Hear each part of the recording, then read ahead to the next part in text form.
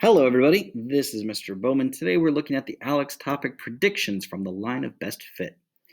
So what we're looking at here is we have a scatter plot, and they have 23. That may be useful. I don't know yet. They already drew a line of best fit in here. We're going to use that line of best fit, and they gave us the equation for it to make a couple predictions. Okay. So what that means is they're not going to be direct points on our line. So we're going to use that equation and the line to try to figure out what they would be. So what is the predicted hourly pay for a cashier who doesn't have any experience? So our y-axis here is their pay, and the years of experience down here on the bottom. Notice that 0 does not appear here. That looks like the shortest they have is not quite 1, so maybe they've been working there for 8-9 months, somewhere in that range. So we're going to guess what they would start at if they had 0 experience. So that is our x-axis, right? So that's our x-coordinate of 0. So we can come to our equation here and actually plug 0 in for x. So we have 0.93 times 0 plus 8.07. And that times 0 is going to drop out, so we just end up with that 8.07, or that y-intercept. So that is what our y-intercept means on this graph, the 8.07. That's where they get with 0 experience. All right, what is the predicted hourly pay for a cashier with 7 years of experience?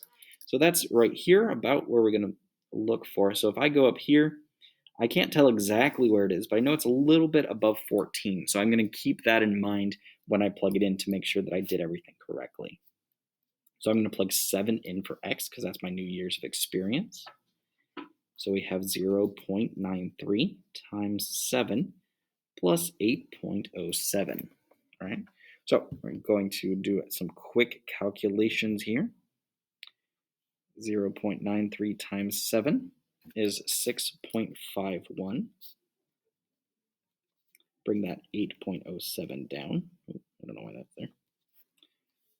So add those two things together, and we end up with 14.58. Okay, so that's about right, because if this was going to 14 to 15, it doesn't look like it's quite half, but it's going from 14 to 16, so halfway would be about 15, and we're not quite there, so we're at 14.58. Seems reasonable. Somewhere between 14 and 15. All right, and now for an increase of 1 year of experience, what is the predicted increase for hourly pay rate? So this one's a little bit different. We don't actually have to plug anything in.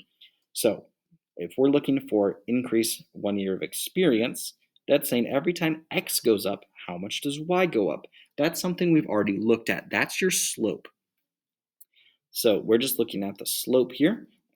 So how much are they going to increase every year? About 0.93 or 93 cents.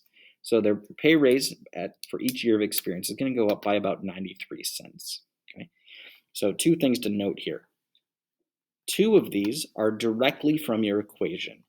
If you have no experience, so you have 0 on your x-axis, that's your y-intercept. If you're looking for how much you go up per x, or per year in this case, it could be per hour, per year, whatever, then that's your slope. Okay, so the only one you directly have to plug in is the one where it's plugging in a different x value. So 7 years of experience, 2 hours worth of work, anything like that. So keep that in mind and make sure you pay attention to what those two parts mean.